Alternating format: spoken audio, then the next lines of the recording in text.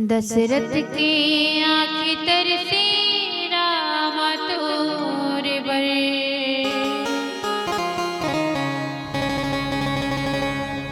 दाई के ममता तरसे बेटा तोर बर। मोर तिरमा बेटा रहते मैं तोला देखत रहते। मोर तिरमा लाल रहते मैं तोला देखत रहते। मैं तोला देखत रहते। मैं तोला देखत रहते। मोर छाती करे जहाँ फाटे राम तोर बर। दाई के ममता तरसे लाला तोर बर। दशरथ के आँखी तरसे राजा तोर बर।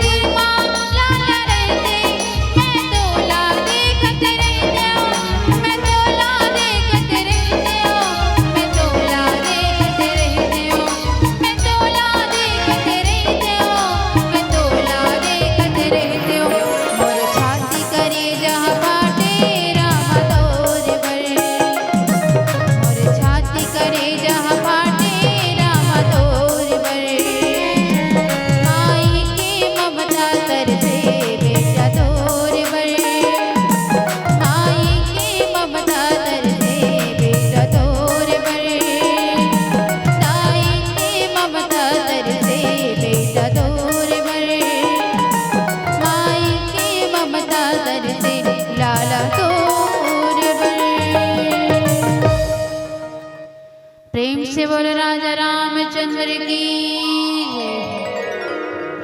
अगर आपको हमारा ये वीडियो पसंद आया हो तो लाइक, कमेंट और सब्सक्राइब ज़रूर कीजिए।